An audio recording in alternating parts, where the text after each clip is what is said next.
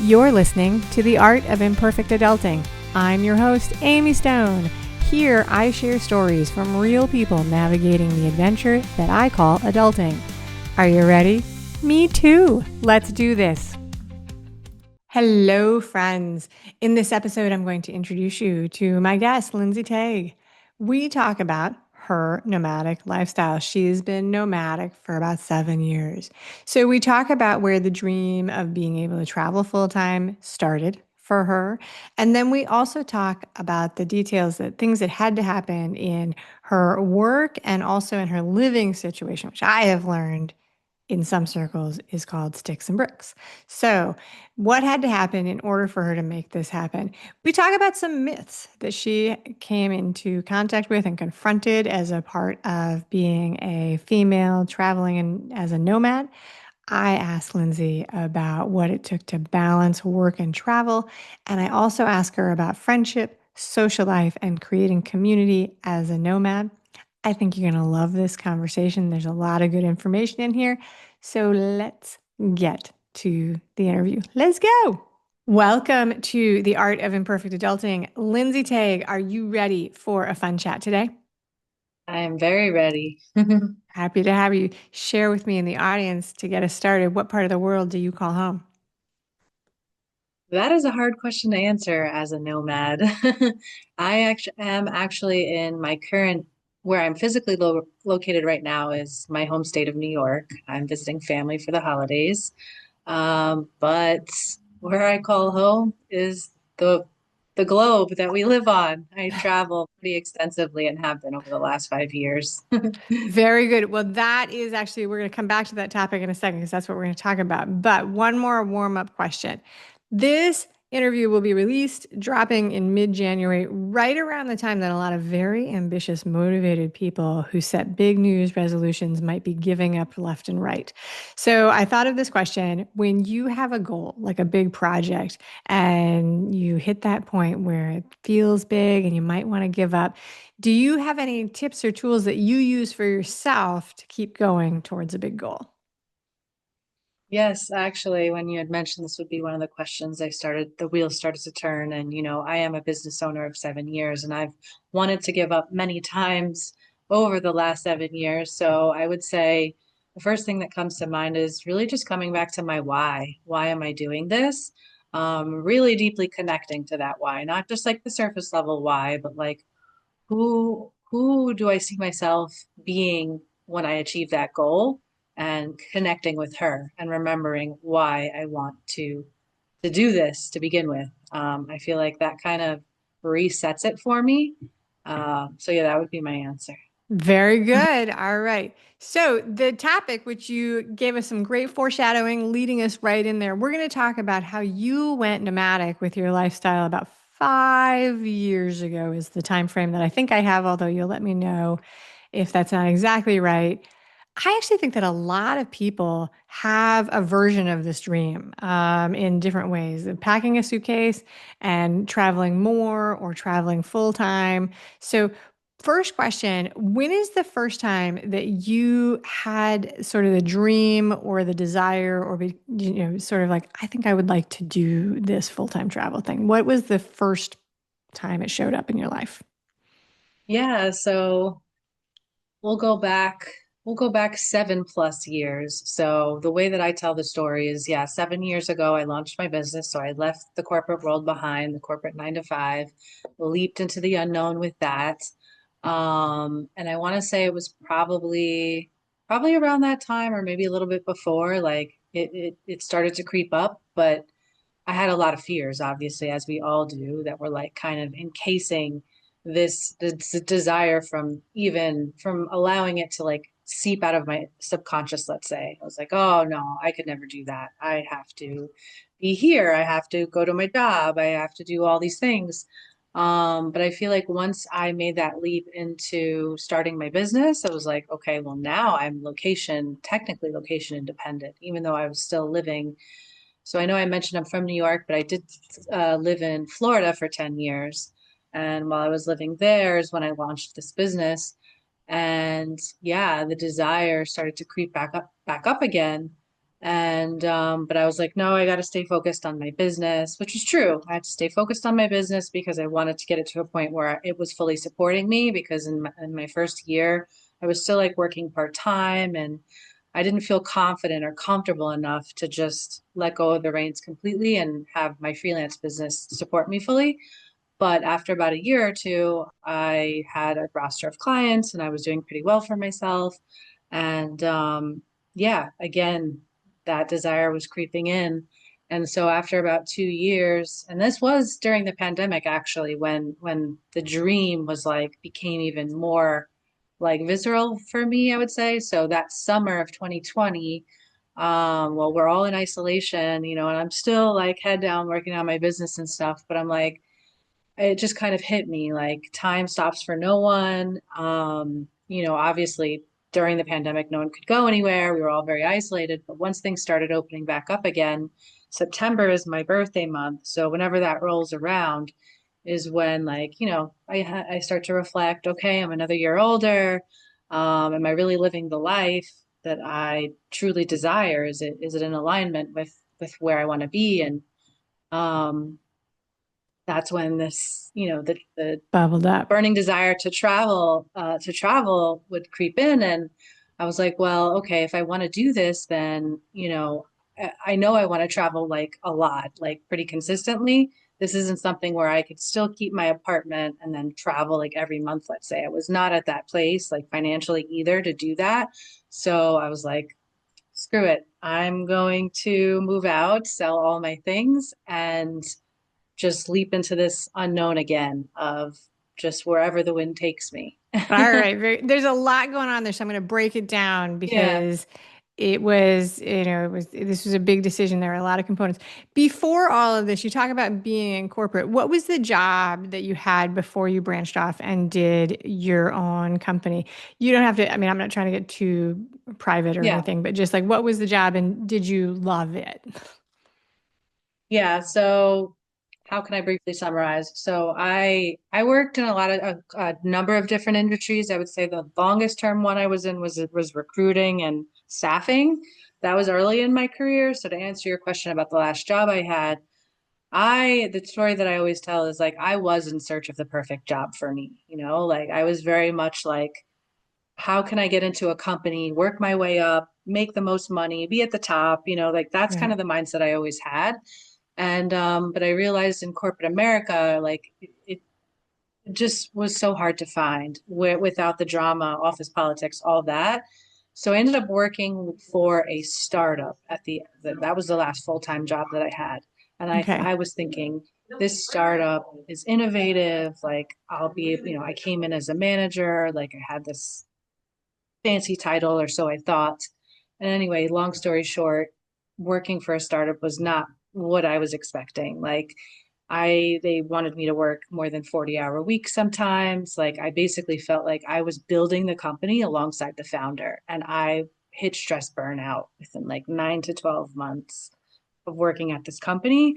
And by the time I hit the 1 year mark, they laid me off. But that was like Mm. the best thing that could have happened to me. So with my They severance package is when I launched my business. Okay, all right. So that makes a lot of sense. And I think the way you described working for a startup is spot on, or I don't know how big the company was. It sounds like they, might have had a little bit of size, but like the it's boots on the ground, everybody come together to build the company. And then, sometimes it's worth it for the employees, and sometimes because I mean it's a lot, it can be really hard. So it's definitely a distinct a distinct culture for sure in some sense. Okay, so that was the scenario, and I was when I was reading the information you had given me and getting ready for this, I was trying to figure out how this timeline sort of put together because there's a couple of things going on. One, you were working for a job. Two, you started a business. Also, the pandemic was happening, all sorts of things like that. So I was hoping you could straighten out the story. So you were working for a Yeah. startup. When did you have the idea to start your freelance work? Were you still working for the startup or was it after? It was after. So I was like, I was pushed off the ledge, and I was fortunate enough to be surrounded by a number of entrepreneurs within my city. Like I had friends that had marketing agencies, and they really inspired me and showed me like, hey, if they can do it, I can do it. And I started to like use social media a little bit more intentionally, like following business people, successful business owners and stuff like that. So I was getting myself around that energy and that environment of other people doing this around my age. And yeah, it just got the wheels turning. I mean, it was a hard time because I was truly like dealing with physical burnout, like the stress and all of that. Like it takes a toll on your body, and it's not something that goes away. And especially just dealing with the surprise of being laid off and let go. But I was like, okay, I have 6 to 8 weeks severance pay. With this time, I'm just going to just go for it. I'm gonna, get advice from my friends that are already doing it. And like I said, I was fortunate enough to have these friends. One of them helped me build a website for very cheap, and I didn't even really need a website necessarily, but I was doing the things I thought I needed to do. Sure. But really, the question that I was asking myself was, what skills do I have that I can monetize on my own? Yeah. Like things that I've learned at these jobs that I've had throughout the years. And I kind of knew I wanted to go in the direction of marketing. Like most of the jobs I had were never strictly marketing. Like for the startup, I was like a sales and marketing kind of manager. Um, but I knew I was creative as well. And so to kind of just, yeah, so the skill that I knew that I had was I was good at writing and storytelling, or so I figured that out. Because that's, like I said, that wasn't something that I had been doing in the past. But I started to do it for myself on my Instagram and stuff. I started telling my story, talking about things that I know, my knowledge, etc. So it's kind of like building a brand online and just experimenting with it. And yeah, so I landed my first client doing social media marketing Okay. for their company. Um, so I was doing social media marketing, like mainly Instagram, like storytelling for companies on Instagram. So yeah, I ended up working my way up to like 3 or 4 clients within a year. But my first client was someone I knew. So when people Boy, ask, yeah, how could it not be? yeah, How could yeah. it not be? It's the hard part of doing business when you start and you don't have any clients. You have to start with the people you actually know, which can be very awkward. But I think that's really okay. So let's go back. So you were working for a company, you were laid off, which is not any, it's not your fault. And so then you were building this business. You use some very modern words, which is like, how can I monetize my skills? Because I have college age kids. The other way to say that for people, because when you're in college, you think you're training for a job, you're getting skills that you're going to use for a job. I'm studying this degree, I'm going to get this type of job.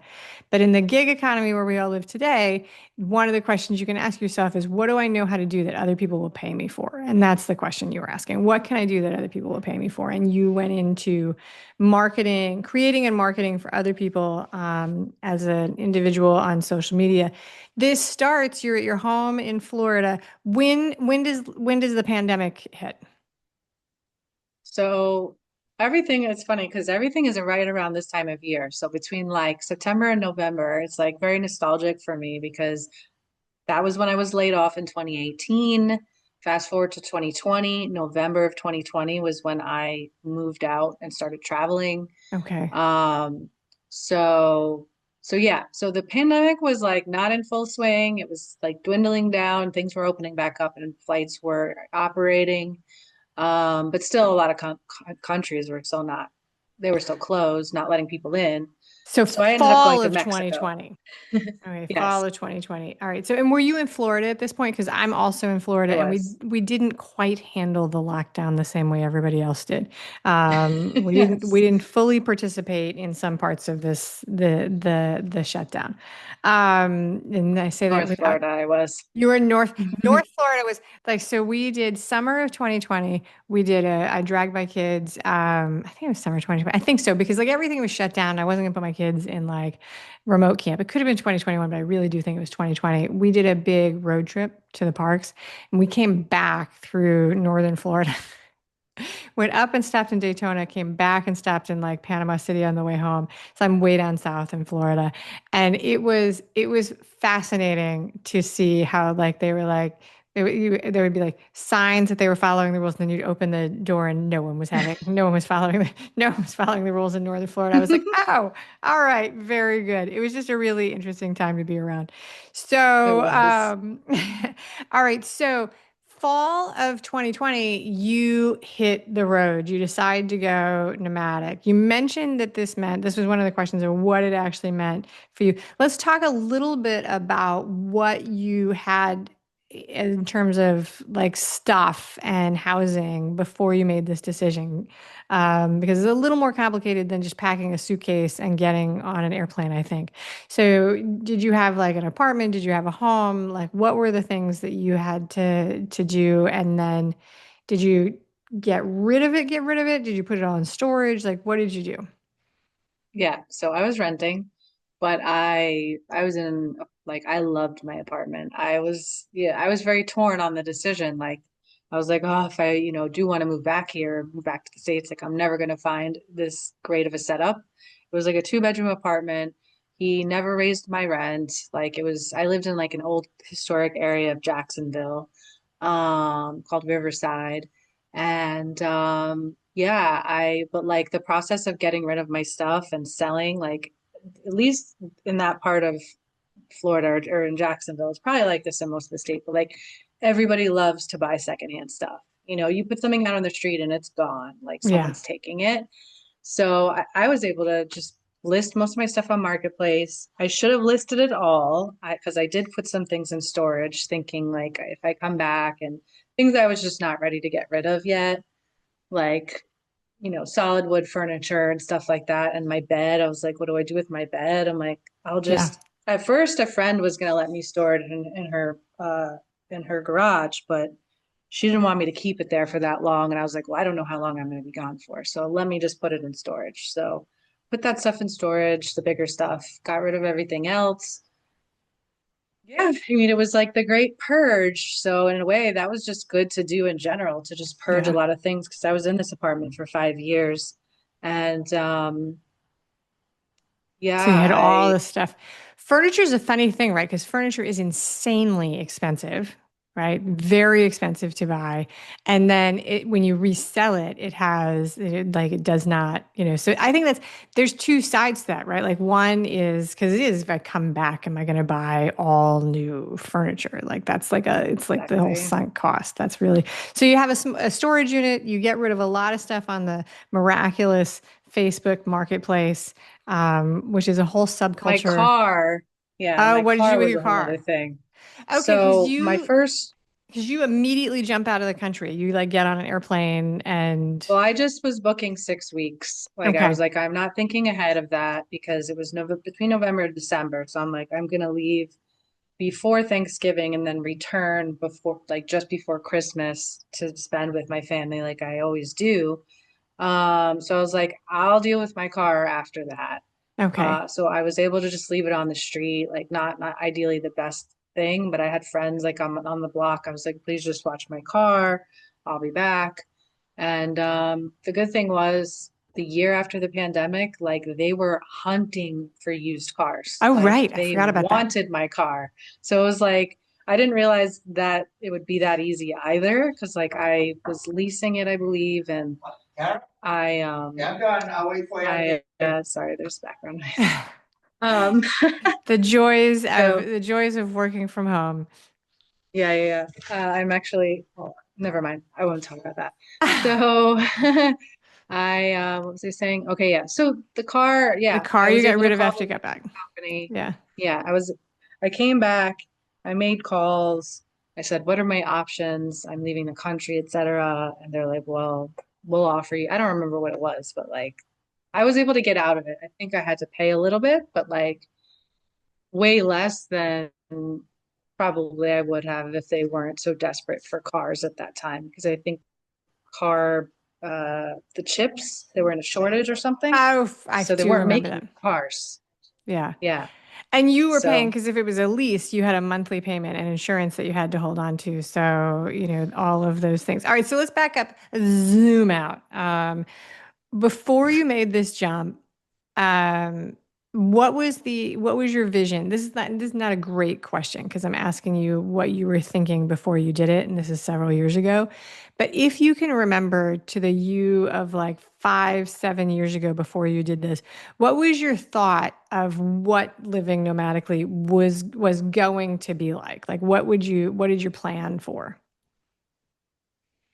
I definitely had, these are some things that I talk about like on my Substack and just in general. It's like there were definitely a lot of myths surrounding this lifestyle and what it would take and, you know, safety and money, things like that. Like there were definitely some fears that I had that, can develop this story in your mind of like, well, this could happen, that could happen. So you kind of tell yourself that story and it's probably it's not necessarily true. So that's what I would say, you know, I realized once I leaped in, like a lot of these fears that I had were not true. Um, So let me so clarify that. So do you mean like traveling alone as a woman kind of thing? yeah, yeah, Yeah. that's definitely a big part of it, but also like, can I afford it? Okay. Can I handle it? You just don't know what it's going to be like. So your mind automatically kind of goes to like risks. What are the risks Yes. that I need to consider? And I was kind of raised in a home like that. My father specifically is very focused on the risks and like will basically believe that as reality. And so I had to unwind a lot of that in my own psyche even when I launched my business and then leaped into this nomadic lifestyle. Um, but I decided when I finally made that decision in 2020, I was like, I don't care. Like I'll figure it out. I'll figure it out along the way. And that's really how you have to approach it. You Yeah. cannot plan this lifestyle, even just the transition, the leap. You can say, at least I can pick where I want to go and for how long, but like the logistics and once I get there and figuring things out, you don't know what it's going to be like until you're there. Okay. All right. So when you started, the first trip you had, you planned in November and you were going to come back to be with your family over the holidays. So what's the first place you went? I went to Tulum, Mexico. Ah, I love it there. I love it there. I love it there. Yeah. It's very, so you were there in November. So you were there for was the seaweed all over the place when you were there? No, no, Okay. it was going into it's the lull between low and high season. Like Yeah. I spent a lot of time in Mexico, so even after that trip, I did a whole like tour around Mexico to see a lot of the different states and cities in the country. But and I also I lived a good amount of time on that coast as well in other parts like Playa del Yeah. Carmen. So I'm familiar with the seaweed issue. Yeah. But yeah, during that time, I would say like it starts to clear up Yeah. like I after think I October. wasn't sure because we're in November now and I've heard that it's clearing now. It's such a drag if you don't know that it's going to be there is the thing with it. Like we That in also the get it. summer. Yeah. Yeah. It's like if you don't know that the sea will be taken over by sargassum, it's an unpleasant discovery. So, Yeah. so you went We and were so fortunate. there you go. So you Yeah. go and you come back. How often, before you started, how often did you think you would change locations? When I set out in 2021, my main plan was that I was going to spend 1 month in a different location, Okay, because I'm 1 month. working obviously while I'm traveling. So I'm like, I want to get into a city, be like locked into a place for a month, a living situation, and then also like get my bearings of the city, know where I can go work from a cafe or whatever, and then have the time on the weekends to fully experience and immerse myself in that city's culture, food, experiences, adventure, all of that. All right, so that was my question, which was because there is this. You're not an influencer who's out there, I don't think, doing like nomadic. Maybe you are. I have no idea. But if you watch No. nomadic culture, it's hard to see the behind the scenes balance between, and you were actually doing client work, so it's a thing. How did you find and make it work for the balance between exploring and travel and leisure and work while changing locations?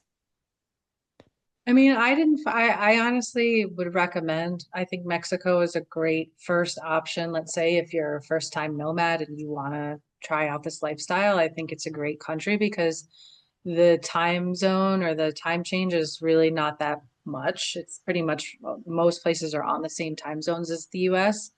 I did do a 3 month stint in 2022 in Europe, which was like a 6 hour difference. So that's something to consider with your work, like especially if you're like you need to be online at a certain time, you need to take client calls at certain times, you need to like take that into big consideration. But over there, it wasn't a big deal. So I was working, I don't work 8 hours a day, but I usually have like time blocks each day where I'm like, okay, I'm going to work from noon to 4 today or 10 to 3 today. My work, I've set up my business and my work to be very flexible when it comes to that, which I'm very grateful for. So if I do want to go on a tour or there's something going on in the city that I know I want to go to, maybe it's during the week, I can plan for that. But most of the time I'm doing more bigger activities on the weekends and I'm not working on the weekends. So it's kind of like a routine at, when you're at home. Like you do your fun stuff on the weekend. All right, so very cool. Okay, so um, we talked about what you thought it would be like, and you had some myths that were present in your life as you started to plan this. What is the reality? So, was there a chance that you were going to not go, like when you came back after that first trip, was there a chance that you were not going to go back out to travel? Was that like the tester? It was a tester, but it was more like testing. Okay, just so that I know kind of what to expect. Like I knew I Okay. was going to continue on, like even though I put stuff in storage, which I left in storage for 2 years and ended up having someone else go clean it out, by the way, because I Which, was like, I can't pay for this anymore. and a lot of But times storage units are so, they do a pricing deal that's like first exactly. year is super cheap, and then they're like next year is super uncheap. Yep. So that doesn't, so all right, what was different then, if anything, between your vision before you started, like what you thought it was going to be like versus what it turned out to be like living and working as a nomad? Yeah, I mean, again, I don't, yeah, it's hard to say because it's like I feel like I would go between like fantasizing of like, the highlight reels of travel Yeah. abroad, and then I'd flip-flop to the other side of like the risks of like, well, is it safe where I'm going? I'm going alone, I'm not going to know anyone, et cetera, et cetera. So, and I will say this part of the story that it didn't quickly share was that when I went to Tulum for the first time, I actually ended up having a roommate. So I wasn't Okay. alone on my first, foray abroad. So that was really nice to have a friend that was kind of doing this with me for those 6 weeks. Um, but yeah, I would say the safety aspect is very overblown, especially in the States. Like if you talk to certain people and if they're very like big on reading those travel warnings to certain countries, I mean, Mexico specifically, Mexico specifically, people, if they don't, it's so weird because they there's got, a yeah, permanent travel warning for the right. country. Like, And some parts of it, like I don't know, like like I've had so I live in Miami, and so like there is the Mexican shakedown where you're driving like the rental car back to the airport. If you rent a car in Playa del Carmen, you're driving back to the airport. If you don't speak Spanish, you will, they're always very surprised if you when you speak to them in Spanish. It's like, hey, but anyway, some of those things are definitely a part of travel in Mexico. And you can tell from my tone that I just sort of see it as like the culture of Mexico. But sometimes if you tell people that you're going to Mexico, they're like, wow, really? Like, do you feel unsafe? I'm like, especially outside of tourist zones. right. Well, and I was trying, it's like I was tend to be in the touristy zones mostly. In fact, very famously, years ago, my husband asked a friend of ours who is from Mexico. He's like, "Where should we go to eat?" And my friend was like, "You should stay in the resort." My husband was like, "What?" I feel genuinely offended, but he was, it was like, I mean, staying in the resort in Tulum, it's like a resort town, so that's totally fine. But all right, so I want to talk about. You mentioned that your first trip was with somebody else, so you had a partner in travel. Let's talk about social life and community while full-time traveling, because so you're changing locations every 4 to 6 weeks, it sounds like. How do In the beginning, you? I was, yeah, And so that has changed. So yeah, so all right, we'll a talk about bit, that in a yeah. second. So in the beginning, or just still, what are some ways that you establish and maintain connection with friends and community while you're doing this? Yeah, so it has definitely evolved a lot. So I'll just talk about the beginning first. So in the beginning, yeah, it's when you land in a new place, and for me, like I said, 4 to 6 weeks at a time in the beginning, I either was the expat Facebook groups on like I would say for travel, especially, like even if whether you're gonna be an expat, nomad, whatever it is, like to go abroad, I would say definitely jump into the expat groups. They're Okay. very active, and it's a very big mix. There's locals, expats, travelers, nomads, etc., that are in these groups asking questions. Like a lot of the time, it's like for information seeking, but there's definitely a lot of people in there that are like, "Hey, I'm here for a week and I don't know anyone. Would anyone want to, get a group together and meet for dinner or drinks or whatever, even to go out on an adventure?" That's one way. Um, I would say in two cities specifically in Mexico, that full year that I traveled, I tapped into two different groups and I was hanging out with them a lot. We were planning, we all came from the Facebook group. We created our own little WhatsApp chat for the people there, and we planned trips together. We went hiking, waterfalls, all sorts of activities. So that's Okay. one. Yeah. If you're an older person like me, and when I say older, I just mean like not in your 20s and you're going to stay in a hostel, Right. a hostel situation, because that would be my suggestion for younger people like in their 20s that maybe are considering doing this, um, is to stay in a hostel because they always have group events that they're planning, whether it's in the hostel or to go out and do Yep. things. But yeah, for people that are in their 30s and up, I would say that the groups are a good way to find other people because those are the people that are going to be there the same time as you. Um, and if you're not that type of person to just walk up to strangers and be like, "Hey, can I join you?" or "What are you guys doing?" Like, not Yep. everyone's like open to doing that. So I would say that would be my number one suggestion. So you started with traveling every 4 to 6 weeks. You say it's shifted. How often do you shift locations now? Um, I I would say um I am trying to because I'm like I don't know how much longer I'm gonna do this for, but at the same Right. time I don't really once you leave for a long time, like you're also going through these identity shifts and identity losses of like where do I belong? Yep. Where should I go? Because I do have small communities in different countries now even too.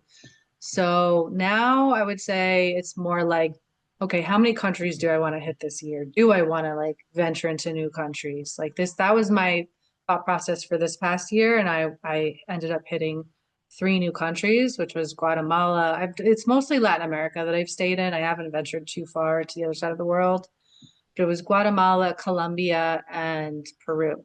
Okay. And so you're staying a couple months in each place. Yeah. So, and if And I'm so really and they enjoying call it, I'll that stay longer. yeah, and Yeah. so like one of the things they talk about when we talk about nomadic, they talk about fast travel, right?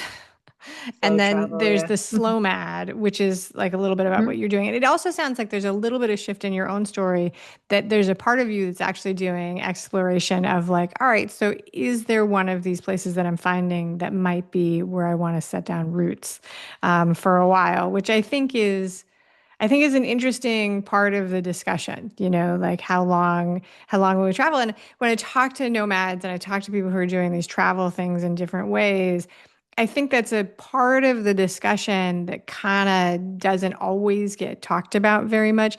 But it is, to tie it back to what you said about something in the beginning, it's like, what is the why, right? So when you've got people who are traveling as retirees, right, they might have a base and they're using it to explore as a retiree. I interviewed somebody and she was in her 20s, and she and her friend, they were really actually just kind of exploring, would we want to be in any of these places? They were like trying out different locations. And all of that falls under the window of Nomad. And I think that that's very fair. And then there's people who are really just trying to, see as much of the world as they can, which is another super interesting thing, right?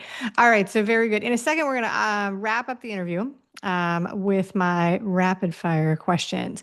We talked a lot about the job that you had when you started. We talked about your freelance work. I want to give you a chance to share with the audience what you're doing now professionally. Okay, yeah. So yeah, I mean, I still have my freelance business that's kind of humming along, but I've decided now after about 5 years of living this lifestyle, I launched a Substack about a year ago, which that was just very exploratory, but like really to share my story, to talk about my nomadic life, and it's called The Life by Design. So that kind of term, I've kind of other people have said it. I didn't like create it myself, but like it's really kind of just inspired me to really inspire other people to create their life by design, whatever that looks like. Yeah. So I know you said before something about I'm not sure if you're an influencer, and I'm like, no, I'm definitely not. Like I don't like that term. And so that's kind of also the inspiration behind this too, is like to inspire people to create their own version of a life by design, their life by design, whatever that looks like. That could be full-time travel. It could be slow mat. It could be, I just want to do this for a few months just to like have this as a memory, and then go back to their, life back home or whatever it is. So, yeah, so over the last few months, or I should say, well, this last year, I've been writing on my Substack pretty regularly about all of this. And now I'm kind of launching an offer around it. It's very much in the beginning stages, but I want to help other women specifically, who are also freelance or have a creative business, like creative entrepreneurs that are where I was 5 years ago. So they're sitting by the window, daydreaming of this life of travel, integrating their work life and travel. But they haven't made the leap yet, and maybe they're looking for the support or community. Like that's essentially what I want to build is a community around this idea of creating a life by design and creating a travel lifestyle for themselves. So Very yeah. cool. Very cool. All right. So you mentioned your Substack newsletter, which was on my list of things to shout out. You also have a special offer for the audience, which is a call with you and have a 30-minute one-on-one conversation where they can talk to you about building their own sustainable life by design nomadic lifestyle. There is normally a consulting call fee of $150, but if you click on the link that's in the show notes, and in the email newsletter that I send out, that fee is waived. And so people can talk to you one on one about their own situation and what it means for them. For the audience, they're going to find that link in the show notes on the audio platforms on YouTube. And the easiest way to get links like this is always to be a subscriber to my email community for the Art of Imperfect Adulting, because then those links and all of the links of the special offers show up right in your email box and you can click on them. So I always mention that for everybody listening. All right. Are you ready for the final three rapid fire questions? Lindsey, are you ready? Yes. You're ready? You're ready? All right. Don't be stressed. I think so. All right, very good. Okay, so usually these are not related to the topic, but this first one I cheated a little bit on my own rule that I made for myself. What is something that you do to make a new and unfamiliar location feel homey for you? Feel homey for me. I mean, I guess I would say, making sure I have a setup for my desk and, a place that I know I can go to for my work, and then maybe a place that I can go to for kind of like my own quiet time, whether that's, stretching in the morning, journaling, things like that. And then just, yeah, like kind of getting my bearings to what's around me. Like, where's my nearest local cafe? Where's my nearest grocery store? Things like that. Kind of having my bearings of what's around me, makes me feel like I'm already kind of getting settled into where I'm planning to be for a little while. I think that that is very helpful. Very good. All right. So, do you, Lindsay, read physical books, an e-reader like a Kindle, or listen to audiobooks? So, which one of those do you prefer? And then, if you want to share with us a recent book that you've read or listened to. I do. I actually had a Kindle, but I lost it on my Ah, travels somewhere, or maybe someone stole it. I don't know, but I don't have that anymore. So it is kind of hard for me to read physical books. It's funny because I actually have a stack here. I'm, like I said, visiting my parents. I think it's a Nicholas Sparks book that I was planning on reading. I used to read a ah, lot of, yeah, I used to read a lot of personal development books back in the day, and I got so burnt out from that, like my first 2 years of running my sure. business. So when I do reach for a book, I try to reach for some kind of novel or something that's gonna like take me on a journey.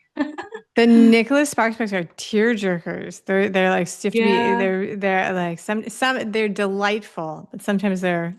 emotional books. There Yeah, you go. something that There you makes me go. feel something. There you go. Absolutely. Okay, so as a full-time traveler, what is a travel accessory or a hack that you wish you'd discovered years ago? Travel hack. Or a Oh, I tool probably have so like a many. yeah.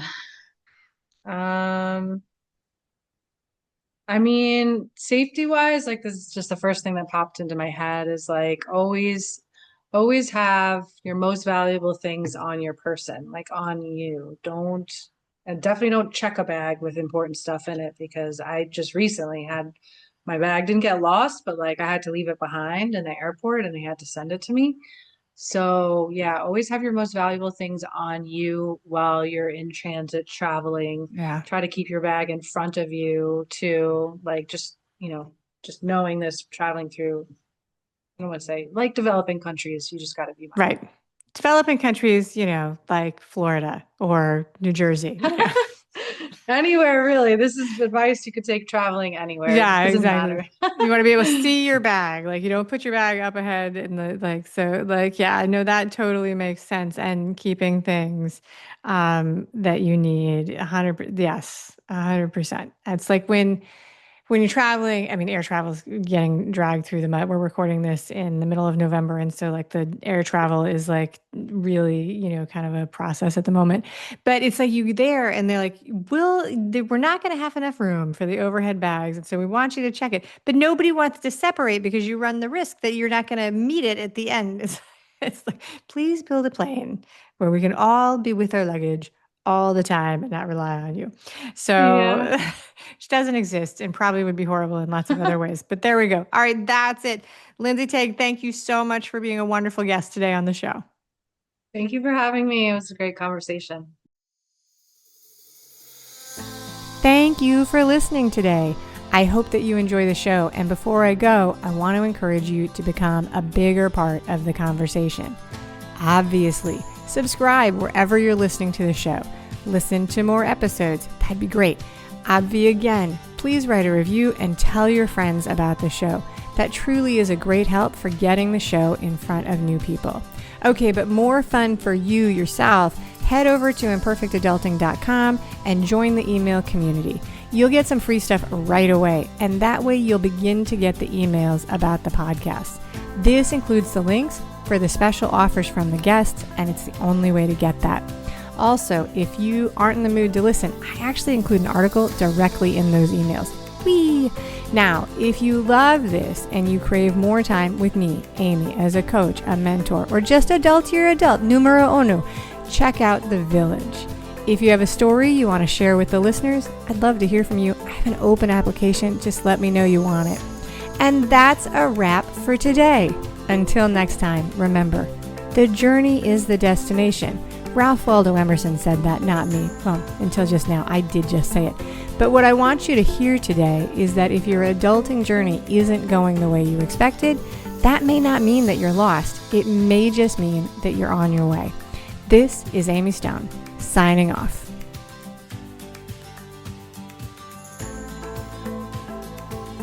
The Imperfect Adulting podcast is created and produced by Amy Stone and Amy Says So. Anything expressed on this show is offered as entertainment, and the views of the guests may not always represent the ideas and viewpoints of the host. That's me. Amy does not intend or hold herself out to provide professional advice or recommendations of any kind. In the end, you and you alone need to make those kinds of decisions based on your personal and individual situation, needs, circumstances, and comfort level.